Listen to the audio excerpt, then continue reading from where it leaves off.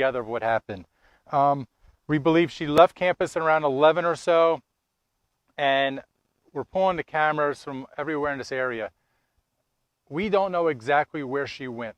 She made indications to some of the students that she may be going to Georgia.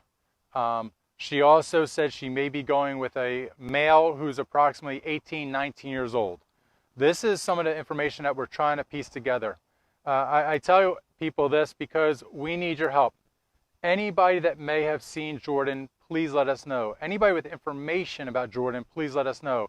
If you have a student who goes to school here, just ask them some questions. Something may come up. I mean, we're not dealing with, 15, 16-year-old teenagers. We're dealing with 11-year-old kids.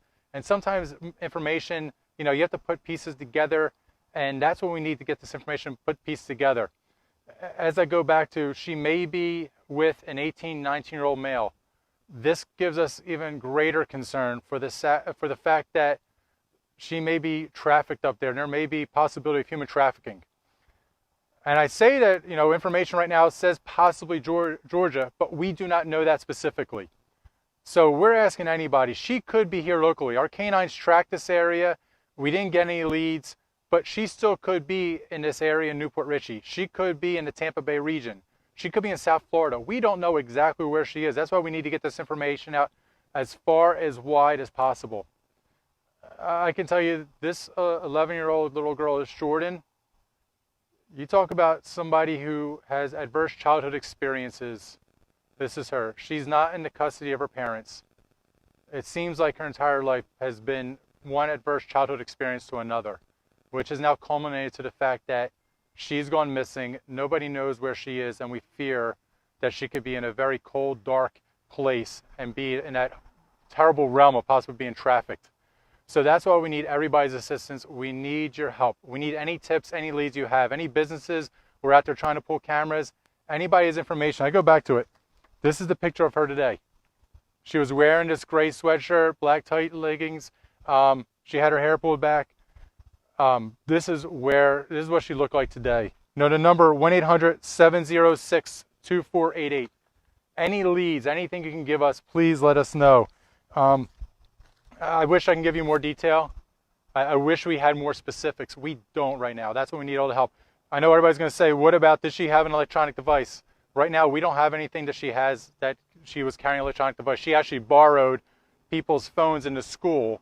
And so we're tracking who she may have called, who she may have been in contact with. We're trying to go through that way. But trying to locate her is becoming more and more difficult. This is somebody who's really kind of been off the grid right now. The fact that we don't know that she's carrying an electronic device. So again, I go back to, I thank our partners from FDLE, the FBI, the Georgia Bureau of Investigation. Most importantly, we need your prayers. We need your assistance in our community and throughout the state of Florida, into Georgia, anywhere. If you see this little girl, help her out. If she says she's okay, don't go with that. Call law enforcement immediately. We don't believe she's in the care and custody of somebody who really cares for her. We believe that that person is going to be using her and honestly heading her down a worse path. We have to rescue this little girl. So with that, is there anything I can answer? I apologize. Everything I have is very vague. There's not much specifics, but I'll try to answer what do we have. But she doesn't have a mobile phone with her? Not that we know of. She used somebody else's device. There is nothing else. We're now in contact with the people that she stays with. She does not live in Pasco County. She lives in Hillsborough. So we're in contact with the people that have custody of her to find out if they provided her a device. Maybe she used somebody else's device but has one on her. We're trying to go down any lead right now. That we are very beginning of this investigation, but we need the assistance of our community. Again, what makes you believe that this is maybe an Amber Alert versus just her running away?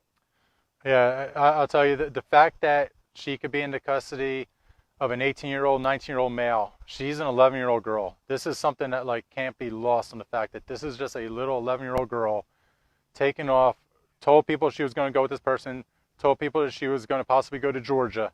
There was other evidence I don't want to put out there right now that, going back to the fact there may be human trafficking involved. That's why this is an Amber Alert. And this is why we need every type of intervention possible to find this little girl. And more importantly, when we find her, we need to make sure that she gets all the mental health and counseling that she needs, because you talk about adverse childhood experiences. You talk about somebody that, most of us were born into a blessed family that looked over us and protected us. This little girl has been a sea of disarray, it appears, and her whole life has been one adverse childhood experience to another. We need to rescue this girl, or she's going to be another tragic story that unfortunately we're going to have to deal with. Is it common for, say, an 18, 19-year-old to be a trafficker? I mean, I think most people think like creepy old man, not somebody. That's the thing. It could be anybody. Unfortunately, it goes down to greed, profit, money, and just evilness. And so that's the fact that, I can't think of a normal 19-year-old. I have to say, we think 18, 19, it could be 20. We're not sure the specific age of this individual, but anybody to take an 11-year-old girl and just think it's a good idea to, take her away from the people that have custody of her, true custody of her, true care for her, manipulating her. This is somebody that, and whoever's with her, let me give you this message. I beg of you, on behalf of everybody in our community, on behalf of people that care about Jordan, drop her off at a firehouse, take her to a police station and drop her off. Do something. We do not want to see her harm. And I promise you, it's going to be less on you if she's unharmed than if something bad happens to her. So I'm telling you right now, please, you have a choice.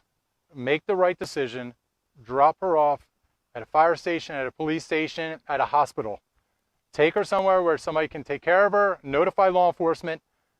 But if you harm this little girl, it's not going to be a good day for you. Do you have a description of what this person might be like other than? No, I don't have anything. And the one thing is, we had some information of who somebody in the past was in contact with her, but we don't want to put that out there right now because we don't have specifics, and what we don't want is tunnel vision.